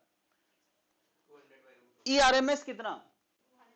तो कोई भी साइनोसाइडल टर्म का आरएमएस क्या होता है? √2 से डिवाइड करते हैं साइनोसाइडल टर्म का। क्या इस बात पे किसी को आपत्ति है? कोई आपत्ति नहीं। अब मैं तुम्हें एक चीज बताना चाह रहा हूं एडिशनल, मतलब अपार्ट फ्रॉम दिस एडिशनल चीज क्या है कि तुम्हें E naught R, E naught L, E naught ये गिवन हो, ये गिवन हो, और यहां से तुमसे कोई ई नॉट सर्किट पूछे, ई नॉट सर्किट पूछे, ई नॉट सर्किट पूछे या ईआरएमएस सर्किट पूछे। दो क्वेश्चन है। ये गिवन होगा पीक पीक, तो पीक पूछा जाएगा। आरएमएस आरएमएस गिवन है तो क्या पूछा जाएगा? ईआरएमएस ऑफ सर्किट। नहीं, ये पूछे अगर तो इसके लिए तुम जैसे रेजिस्टेंस का फेजर डायग्राम बनाते थे वैसे तुम वोल्टेज का भी फेजर डायग्राम बना सकते हो। और ये क्यों ट्रू है मुझे बताओ। हम लोग हर बार जब ये डिस्कशन करते थे तो जब ये क्वेश्चन करते थे, सम करते थे सब जगह, तो क्या ये आई नॉट कॉमन ले लिया करते थे? वरना I naught R peak resistance voltage है, आई नॉट ओमेगा एल और I naught 1/y peak capacitive voltage है। तो क्या हम आई नॉट बाहर ना निकालते तो ये फेजर इनके साथ बनता कि नहीं? यानी यार फेजर आर के साथ किया जा सकता है, आर और एक्सीएल एक्सएल के साथ। फेजर पीक पीक के साथ किया जा सकता है, और पीक और आरएमएस में √2 का फर्क होता है। फेजर आरएमएस के साथ भी किया जा सकता है। ये नोट करके कहीं लिख दे यार। Phasor sum can be done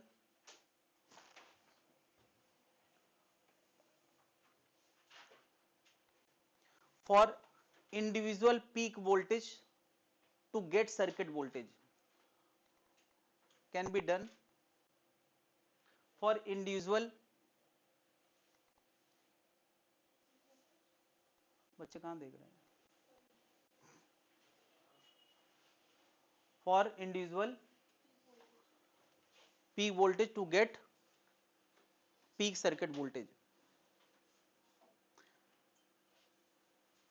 Similarly it can be done for RMS, and for resistance and reactance, क्या जनता समझ पा रही मैं क्या कहने की कोशिश कर रहा हूं? कि हमने यार रेजिस्टेंस रिएक्टेंस में तो हमेशा फेजर सम किया है। Similarly it can be done for RMS and resistance and reactance. Resistance reactance में तो हमेशा फेजर सम किया है, इनमें हमने कभी किया नहीं, लेकिन इनमें भी किया जा सकता है अगर कहानी वहां से शुरू करी गई हो। तो सोचो तुम्हें क्वेश्चन यहां से दिया जाए, यहां से, और तुमसे कहा जाए सर्किट का पीक बताओ, ये इंडिविजुअल पीक दिए हैं, सर्किट का पीक बताओ, तो तुम इनके लिए फेजर बनाओगे। कैसा फेजर? रेजिस्टेंस को 0 डिग्री पे बनाओगे, रिएक्टेंस को, इंडक्टिव रिएक्टेंस को 90 डिग्री ऊपर, कैपेसिटिव को। अब बताओ 160 आगे है और इन दोनों का नेट 120 इधर है। अब 160 और 120 का नेट निकालो। हाँ कर सकते हैं, 0 बाहर निकाल लो, 10 बाहर निकाल लो, 16 का स्क्वायर 12 का स्क्वायर करो, ये सॉल्व करके 20 आएगा, है ना? तो 10 इंटू 20 कितना आ गया? 200 आ गया कि नहीं? यार इस 16 और 120 का नेट कितना आ गया? ये मैंने यहां दिखाया है, कितना आ गया बी, कितना आ गया 200 आ गया। तुम समझ पा रहे हो यार? ये 200 हम यहां से शुरू करके भी ला सकते थे। यानी क्वेश्चन तुम्हारे सामने कैसे पेश किया जाएगा कि सबके इंडिविजुअल वोल्टेज दिए हैं और सर्किट का पीक वोल्टेज पूछा जाएगा। क्या जनता समझ पा रही है? अब यही काम तुम इसके लिए करो। बताओ। अच्छा मैं कर नहीं रहा हूं, तुम ऐसे ही समझो कि अगर तुम 160 की जगह 160/√2, 200 की जगह 200/√2, इसकी जगह 320/√2 लिखोगे तो रिजल्ट भी तो 200/√2 आएगा। सब कुछ √2 से डिवाइड हो गया तो रिजल्ट भी, यानी ये काम किसमें किया जा सकता है? आरएमएस में भी। अब कई क्वेश्चन में तुम्हें वोल्टेज दिए होंगे, तुम्हें नहीं पता होगा ये पीक है या आरएमएस है। कई बार बड़ा कंफ्यूजन होता है, कोई बताता ही नहीं कि यार ये आरएमएस है या पीक है। तो क्या फर्क पड़ता है? आरएमएस है तो रिजल्ट आरएमएस का आएगा, पूछ भी वही रहा होगा। पीक है तो रिजल्ट पीक का आएगा, पूछ भी वही रहा होगा। तुम वहां ये मत सोचना कि ये पूछ क्या रहा है, या तो लिखा हो साफ साफ कि ये आरएमएस है और पीक बताओ, तब तुम्हें सोचना पड़ेगा। आरएमएस से निकलेगा आरएमएस, फिर पीक लाने के लिए उसमें √2 से मल्टीप्लाई करने। आरएमएस की मदद से आरएमएस निकलता है, पीक की मदद से पीक निकलता है। लेकिन कोई पीक की मदद से पीक निकलवाए और फिर पूछे नहीं आरएमएस बताओ, तब उस आंसर में √2 से डिवाइड कर दोगे। क्या जनता समझ पा रही है? क्लियर है यार? कुछ क्वेश्चंस मैंने आगे दिए हैं, मैं बोर्ड पे दिखा रहा हूं और तुम उस पे रिएक्शन दोगे।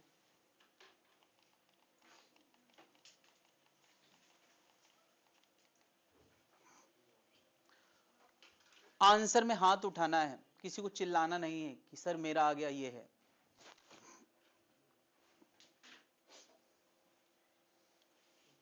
π/6 बोले तो गुड। अब बोलना है, आई मीन बोलना नहीं, हाथ उठाना है।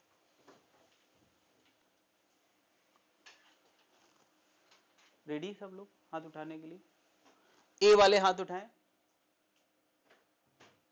ए वाले हाथ उठाएं और कटा ले जाके। बी वाले हाथ उठाएं, बी बी। सी वाले हाथ उठाएं, सी सी। डी वाले हाथ उठाएं। वोल्टेज लीड्स, वोल्टेज कुछ से कम है और करंट कुछ से, अच्छा अंतर कितने का है? 60 डिग्री का ही डिफरेंस होगा। देखो ये रेफरेंस से 30 डिग्री पीछे है और ये रेफरेंस से 30 डिग्री आगे है, तो कौन आगे हो गया और कितना आगे हो गया? क्योंकि इससे पहले हमेशा यहां ओमेगा टी लिखा रहता था, तो लोगों के दिमाग में बैठा बस इसको देखो और फेज डिफरेंस बता दो। लेकिन राइटर को भी ये पता है कि तुम क्या देख के आए हो। बात समझ गए? कितना अंतर है? 30 डिग्री का नहीं है यार, ये 30 डिग्री जुड़ा है और ये 30 डिग्री घटा है। तो कोई पूछे इसके मुकाबले उसका फेज कितना आगे है, यानी ये कुछ ऐसी बात है कि फेजर डायग्राम में एक 30 आगे है और एक 30 पीछे है। नहीं, ये करंट है और ये वोल्टेज है। तो बताओ दोनों के फेजर में कितना एंगल का अंतर है? क्या जनता समझ पा रही है यार? तो दिखावे पे ना जाएं, अपनी अकल लगाएं।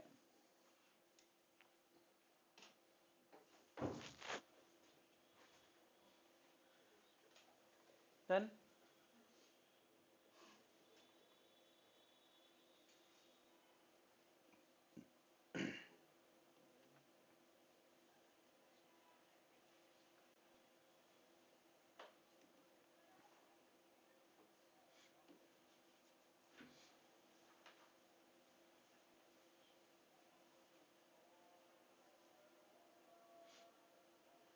ये जो एसी वोल्ट मीटर है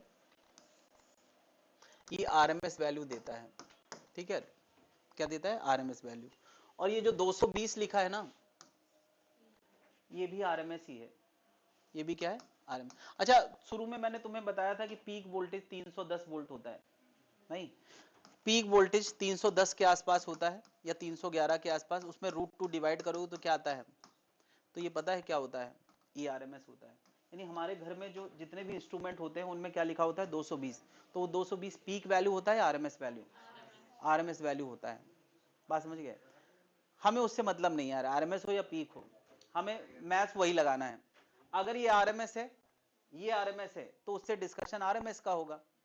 क्या पूछा है? Potential difference terminal of the inductor क्या होगा? अच्छा, ये एक इंडक्टर है और एक रजिस्टर है, ऐसा सर्किट है, और सर्किट के अक्रॉस जो वोल्टेज है वो कितना है 220। अब तुम कहोगे सर ये पीक है या आरएमएस है, मैं कह रहा हूं कुछ भी है, कुछ भी है। अगर ये आरएमएस है तो रिजल्ट सारे आरएमएस आरएमएस डील होंगे, पीक है तो, लेकिन डीलिंग तो एक ही जैसी है ना। और क्या दिया है, इसका 140 दिया और इसका पूछा है, ईएल पूछा है। क्वेश्चन समझ में आया यार? जनता बताए ईएल कितना आएगा? मैथ्स लगाने का मन नहीं कर रहा होगा, चलो तो बताओ कैसे आएगा ईएल?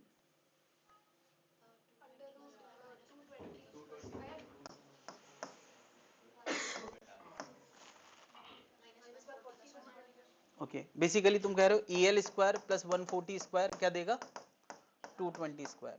हाँ ठीक है, तो ईएल का आंसर आ जाएगा 220 स्क्वायर माइनस 140 स्क्वायर। 10 कॉमन ले लो तो 22 का स्क्वायर माइनस 14 का स्क्वायर आएगा।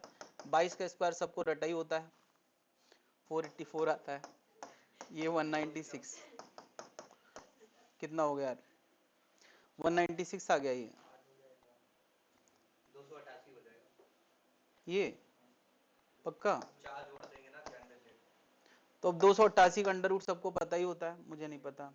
289 का 17 होता है, तो ये लगभग 17 आ गया। ठीक है, सर हम लोगों ने 311 140 घटा दिए 311 सीधे सीधे बिना फेजर सम के, यही तो मैं बता रहा हूं इतनी देर से कि फेजर लगता है इसमें, सीधे सीधे जोड़ घटाओ, सीधे सीधे जोड़ घटाओ। एक जगह मैंने किया था, ये पता है क्यों किया था? क्योंकि ये उसी इंस्टेंट का सब कुछ था, तो उस इंस्टेंट के लिए तो ये ट्रू होगा। क्या जनता समझ पा रही है? किसी इंस्टेंट पे सब कुछ ऐड कर सकते हैं विद साइन, लेकिन अगर पीक या आरएमएस से पीक या आरएमएस लाना है तो फेजर सम करना है। क्या जनता समझ पा रही है? सीधे सीधे नहीं यार, 311 में से 220 घटाओ ये आ गया, ये डीसी थोड़ी है भाई। क्लियर है भाई लोग?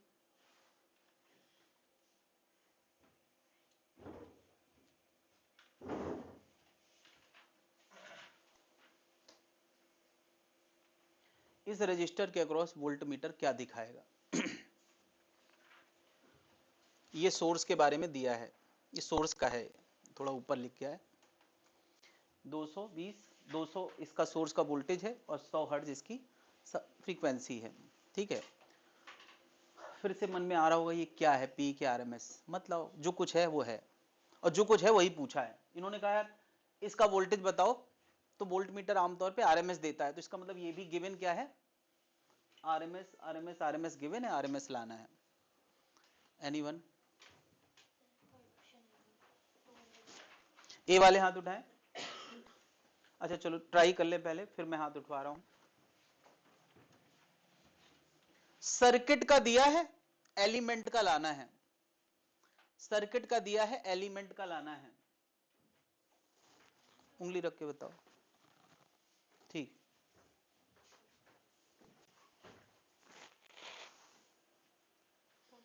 नो 200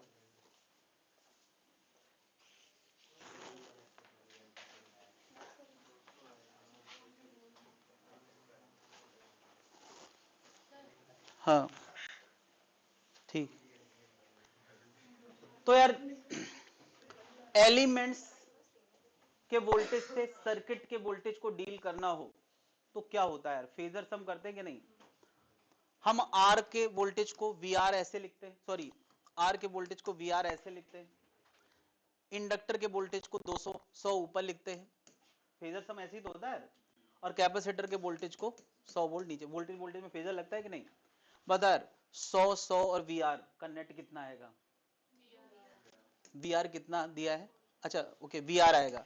अच्छा पूरे सर्किट का वी कितना दे रखा है 200, तो इन सब का नेट ही तो सर्किट का वोल्टेज है, और वो कितना आ गया 200। यानी जो सर्किट का है वही रेजिस्टेंस। पता है ये रेजोनेंस कंडीशन है। रेजोनेंस कंडीशन में एक्सएल और एक्ससी बराबर होता था, करंट तो सब में सेम होता ही है, एक्सएल एक्ससी बराबर तो वोल्टेज भी तो, यानी रेजोनेंस का मतलब अब केवल ये नहीं है कि आर और एक्सएल एक्ससी बराबर होते, रेजोनेंस का मतलब एक्सएल एक्ससी बराबर होते, वीएल वीसी भी बराबर होते। जहां रेजोनेंस लिखा है वहां पीछे लिख दो एक्सएल बराबर एक्सी जहां लिखा है तुमने, या ओमेगा एल बराबर, वहां पे तुम लिख सकते हो VL and VC are also equal. I naught तो इक्वल है ही है, सीरीज में है। क्या जनता समझ पा रही है?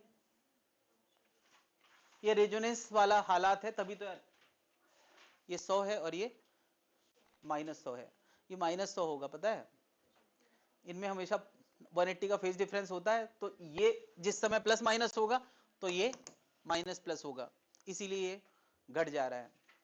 क्या पूरी बात समझ में आ गई?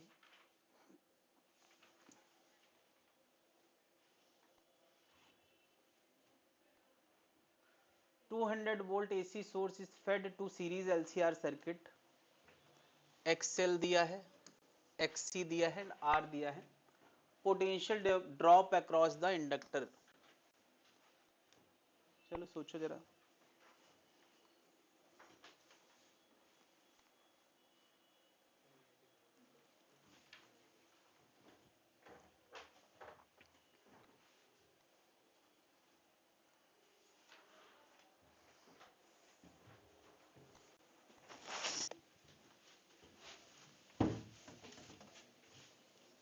हेलो हेलो, अब निकल गए, मैंने कहा तो था बैठिए। अब वो भाई साहब कह रहे थे कि 2 बजे छूटेगी क्लास, 2 बजे के बाद आएंगे। तो अरे मैंने भी तो कहा था कि आप बैठिए, तो मैं आ ही जाता, बीच में क्वेश्चन दे के आ जाता आपके पास। चलिए अब कितनी देर में आप आएंगे?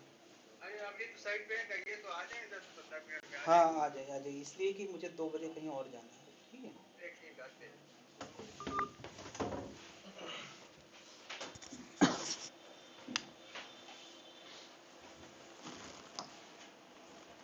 हाँ भाई 200 volt AC source, 200 volt AC source,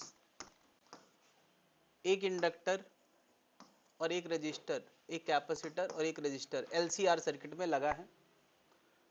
तो इंडक्टर का वोल्टेज वीएल बताना है, वीएल बताना है, वीएल बताना है। एनीवन कैसे बताएंगे?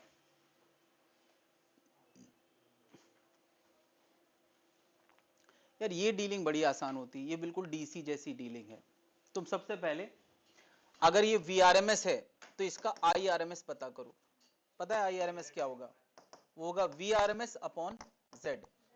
जेड इसका आ जाएगा सर केवल 25। जेड निकाल लेते हैं, जेड बड़ा आराम से आ जाएगा, under root R square plus XL minus XC का whole square, under root 25 square plus 50 minus 50 का स्क्वायर।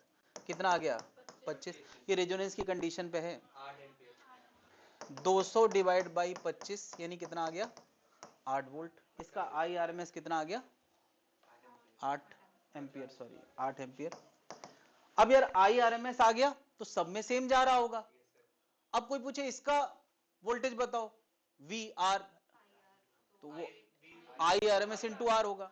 इसका वोल्टेज बताओ तो वो I R M S into X C होगा।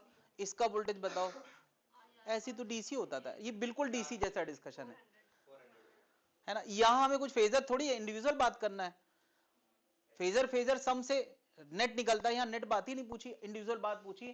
तो यार इसका V क्या होगा? वो होगा IRMS इंटू इसका एक्सएल। अच्छा IRMS बिल्कुल डीसी की तरह ही हैंडल होता है सर्किट के पॉइंट ऑफ व्यू से। अरे ऐसे सर्किट तो हम, इससे मुश्किल सर्किट हम लोग इसको डीसी की तरह करना है। IRMS कितना है? ओके 8 और एक्सएल कितना दिया है? 50। तो कितना आ गया यार? 400 वोल्ट, 400 वोल्ट आएगा। क्लियर है? 400 वोल्ट आएगा, 400। अच्छा इसी वक्त रहने दो, ये इतनी बात क्लियर है। अगर इसी वक्त कोई कैपेसिटर का वोल्टेज पूछ देना, वो -400 होगा। रेजोनेंस में क्या होता है कि दोनों में पाई का फेज डिफरेंस होता है, तो जब ये +400 होगा तब ये -400 होगा, बस इतना सा है। बाकी उसका मैग्नीट्यूड 40 होगा भाई, दोनों के Z एक जैसे। अच्छा बताओ, ये 50 और 50 दोनों ही है ना यार, जब जो दोनों के एक्सएल एक्ससी एक जैसे हैं तो वोल्टेज का मैग्नीट्यूड भी एक जैसा आएगा। क्या इतनी बात समझ में आ गई है? चलो सोचें जरा इसके बारे में।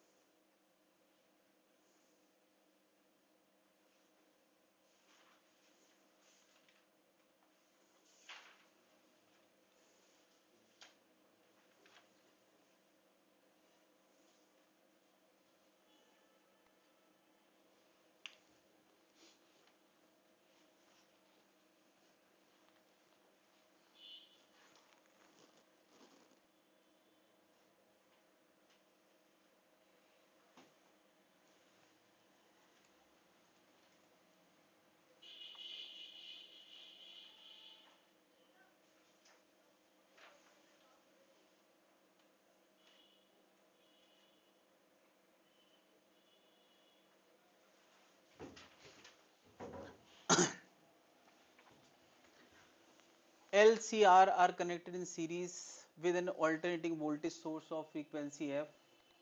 Current leads the voltage by 45, the value of C. Okay.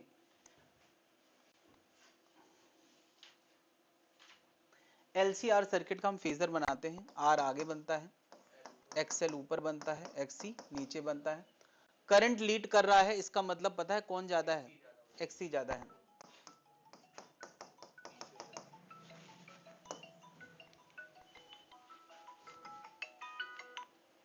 Hello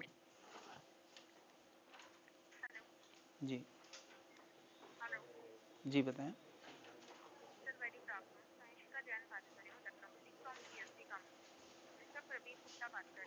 ma'am class ले रहा हूँ मैं, आप शाम को 6 बजे के बाद बात।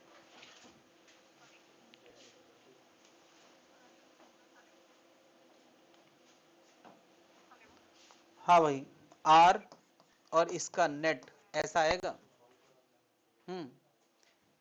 रेजिस्टेंस का जो रेफरेंस फेज होता है वो हमेशा करंट का फेज होता है, और करंट के फेज से जो नेट फेज है वो लैग कर रहा है। क्वेश्चन में कहा गया है करंट, करंट लीड्स लिखा है, हाँ करंट लीड करेगा। ओके हाँ, कैपेसिटिव में करंट लीड करता है, तो ये वो एंगल है जिससे करंट लीड करेगा, ये वो एंगल है जिससे। और क्वेश्चन में ये एंगल कितना दे रखा है? 45। इसका हमें कुछ यूज करना है, इतना तो समझ में आ गया। 45 दे रखा, इसका कुछ यूज करना है। यस, टेन थीटा से। इधर क्या आएगा? इधर आएगा अच्छा 1 by omega C minus omega L, और यहाँ क्या आएगा? आर। अब क्या करोगे? 1045 इक्वल टू क्या होता है? 1 by omega C minus omega L by R. बस इसको सॉल्व करोगे तो आंसर आएगा। क्या निकालना था? सी निकालना था। सी एक तरफ बनाए रखो, बाकी सब दूसरी तरफ भेज दो, अपने आप आंसर आएगा। 1045 क्या होता है? 1। तो इसकी जगह 1 लिख के आर इधर ले आ दो, ओमेगा एल इधर ला दो। सी का आंसर पूछा था, सी इधर ला दो, बाकी सब इधर ला दो। आर प्लस ओमेगा एल, ये सी का आंसर आ गया। ओमेगा को 2 पाई एफ लिख दो। था आसान? तुम सोचो यार, मैंने एक एग्जांपल बताया है, हमने फेज वाला डिस्कशन केवल इसके लिए थोड़ी किया है, हमने बहुत सारे सर्किट के लिए किया है। तो वहां सब जगह ये क्वेश्चन फिट हो सकता है कि नहीं? ऐसा क्वेश्चन, अरे प्योर एलआर में फिट हो सकता है, आरसी में फिट हो सकता है, क्या सब में ये क्वेश्चन आ सकता है? मैंने एलसीआर में पूछा है, ऐसा कुछ भी बना सकते हैं। तो तुम्हें सारे फॉर्मूले पे पकड़ बनना चाहिए, बल्कि फॉर्मूले लाना चाहिए, phasor phasor on the spot करना आना चाहिए। क्लियर है भाई लोग? कोई दिक्कत है?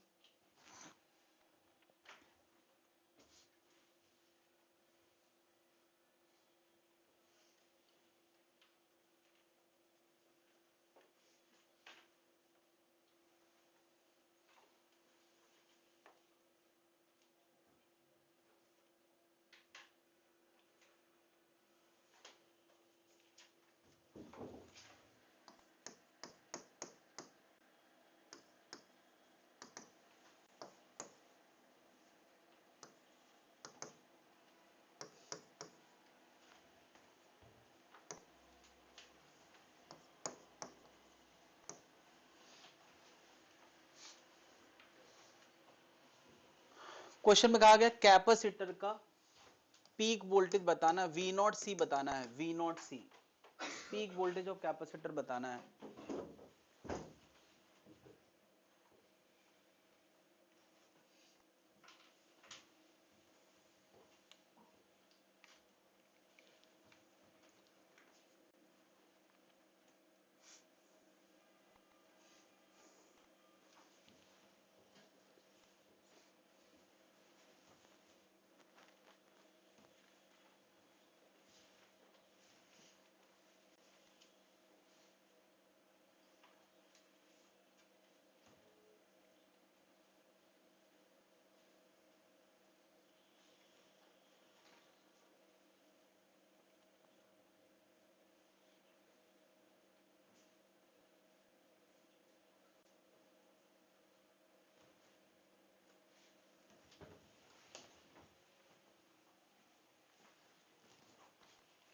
इसको आगे बढ़ा देना, अगला क्वेश्चन अभी ये वाला करने जी भैया। एक ही दुकान का मिला कि दोनों का? एक का दोनों का लाए हैं।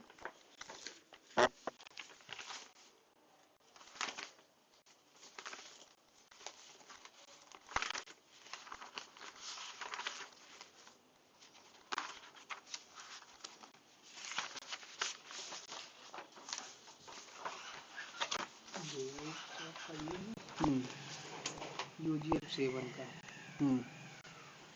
यूजीएफ S6 का ये तो हाउस टैग का है। ये आपका बिल बन रहा है कितना? 63,317। अरे भाई साहब, नहीं हाउस टैक्स का तो जमा हो गया भाई। नहीं हाउस टैग नहीं, ये वाटर टैक्स बन रहा है। अभी कंप्यूटर पे जनरेट नहीं है, तो इसको जनरेट ना होने दो। तो वही तो बता रहे हैं आपको कैसे क्या होगा, कैसे होगा बताएं। उसको आप इसका हम फोटो ले लें या छोड़ के जाएंगे? इसका इसका फोटो क्या करेंगे? अगर कराना है तो बताइए, फोटो ले। बताइए क्या समाधान क्या है? इनका समाधान क्या है तो वैसे तो ये हमने जिनसे खरीदी है, है खरीदने पहले का है सब कुछ। नहीं, 10 से ये है आरबी 22,650, तो उससे कैलकुलेट हुआ। उसके बाद में आपकी ये 19 से कितने 19 से किया 1419 19 से वैल्यूएशन इसको रख लीजिए आप। इसको जमा करेंगे नहीं, इसको जमा तो यार अभी नहीं करेंगे, पूरी बिल्डिंग के लोग उसको कम कराने के चक्कर में है। कुछ अगर अधिकारी निकालेंगे तो उस पर करेंगे काम। तो इसमें दूसरा ऑप्शन आप बताएं क्या हो सकता है? इसमें सरचार्ज में नहीं लगा है, इसको जमा कर दीजिए। इसमें कितना है इसमें? इसमें ये है 17,076 रुपया। अब इसमें अगर क्या कौन सा चार्ज नहीं लगा? सरचार्ज वगैरह आपका सरचार्ज क्या होता है? सरचार्ज मतलब पेनाल्टी जो लगती है। और इसमें कितनी पेनल्टी लग गई? इसमें पेनाल्टी लगा के अगर हटाएंगे तो आपका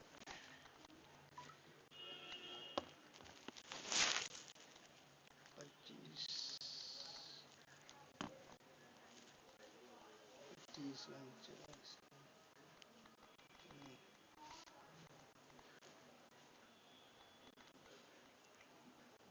इसमें तो 28,000 दिखा रहा है। वो हाउस टैक्स। अच्छा हाउस टैक्स तो उन्होंने जमा कर दिया, अभी भी 28,000। वो जब वो जमा हो गया तब थोड़ी दिखा रही, वो बिल निकला 4386 इसको हटा दो। सरचार्ज हटा के आपका बनवा दे रहे हैं, जमा करा दीजिए। किसका? इसका इसका कितना कितना बनाएंगे? कितना पहुंचेगा? अब इसका वही तो ये हम उनको देंगे ना जो पुराने जिनसे हमने खरीदा है भाई। रजिस्ट्री से पहले तो जिम्मेदारी उनकी होती है। नीचे है रस्तोगी जी, मैं आपको मिलवाता हूँ। 4385 जिनका रस्तोगी नाम है नीचे है। हाँ एक मिनट अगर है तो मैं आपको मिलवाता हूँ। अभी है नहीं।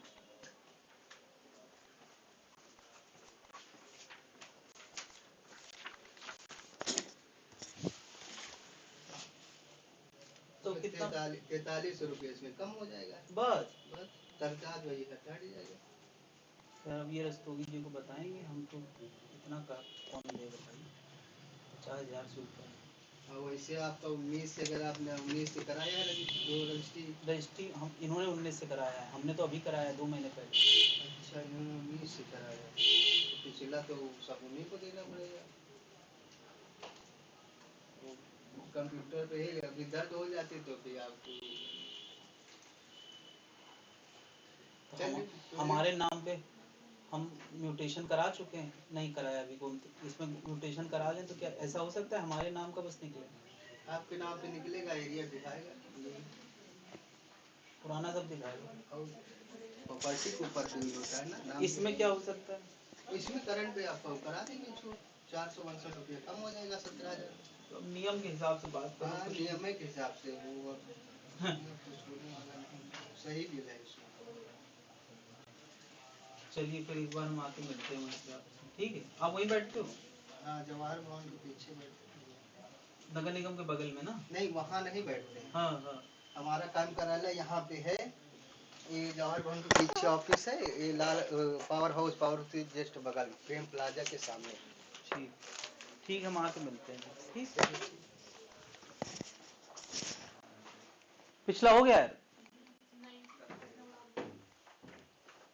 पिछला नहीं हुआ। मैंने कहा यार आरएमएस आरएमएस से आरएमएस निकलता है। बताओ इसका आरएमएस क्या है? 500।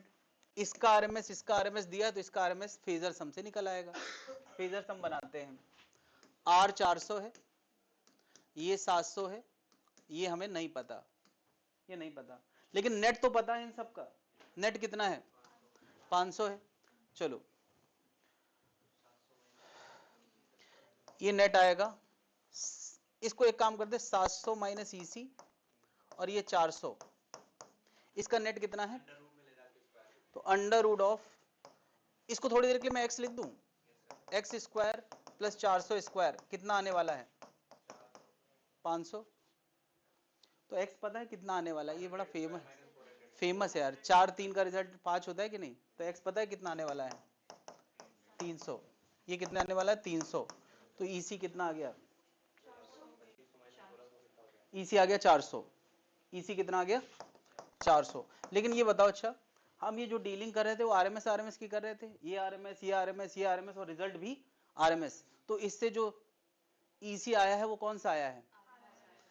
ये पहली बार ऐसा क्वेश्चन में मुझे देखने को मिला कि आरएमएस दिखा के पीक पूछ लिया है।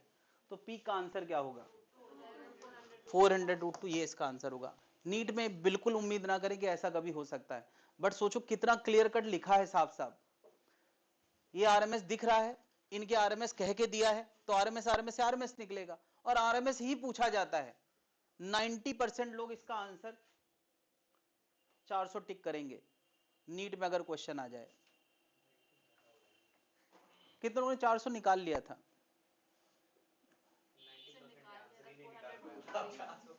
हाँ 90% तो आंसर ही नहीं निकालेंगे। गुड। और उनमें जो 10% बचे उसमें 9% जो है 400 निकालेंगे, 1% लोग 400√2 निकालेंगे। हाँ बताएं। 400 तक पहुंच गए थे, आ गया 1% में आ गए। ठीक, 400√2 क्लियर है? मैंने बताया यार, वहीं पे बताया था कि आरएमएस आरएमएस से आरएमएस निकलता है।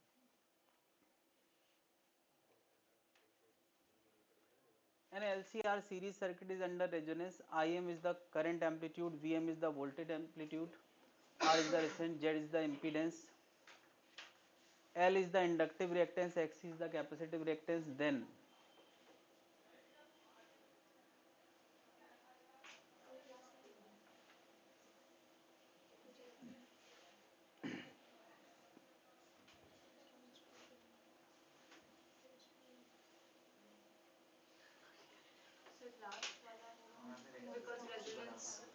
तो इसका डी होगा।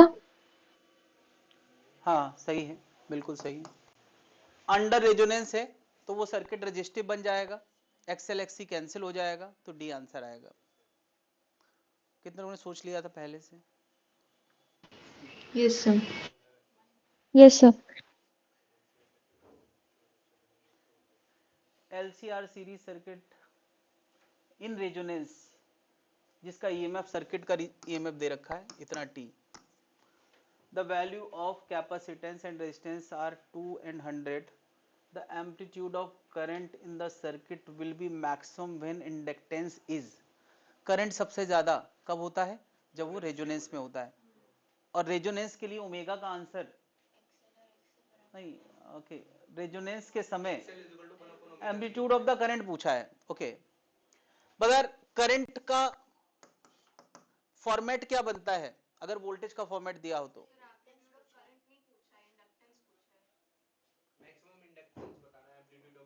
अच्छा, व्हेन इंडक्टेंस इज, अच्छा इंडक्टेंस जब करंट सबसे ज्यादा होने के लिए एक्सएल बताना है। हाँ तो एक्सएल और एक्सी बराबर हो जाएगा। ओमेगा दिया है क्या? नहीं दिया है। ओमेगा दिया होता तो एक्सएल हम ऐसे ही निकाल लेते हैं। हाँ तो यार अगर इंडक्टेंस दिया होता एल तो एक्सएल हम कैसे निकालते? ओमेगा एल से। लेकिन एल नहीं दिया है, क्या दिया है? सी दिया है। तो हम क्या एक्सी निकाल लें? जो एक्सी होगा वही एक्सएल होगा। क्या सी नजर आ रहा है क्वेश्चन में? कितना है सी? 2 माइक्रो। और ओमेगा कितना नजर आ रहा है? 100 पाई। बस हो गया यार क्वेश्चन। 200 पाई 6 और कन्वर्ट कर देंगे तो ये आंसर क्या आ गया एक्सेल का? 10 की पावर 6 अपॉन 200 पाई। 200 नहीं यार, 100 इंटू 2 पाई लिख दो। चलो, क्या यहां से 2 जीरो कम हो गए? 2 जीरो कम हो गए नीचे से, 10,000 बाई 6 तो ये आ गया 10,000 divide by 2 pi, 5000 divide by pi. 2000 के आसपास आ जाएगा, 2500। 500 डिवाइड बाय पाई है। हाँ तो 3.5 क्या आ रहा है यार? 50 बाय पाई स्क्वायर आ रहा है। Okay 50 by pi yes sir, square. 50 by pi square. कुछ गड़बड़ हो गया। एक सेकंड।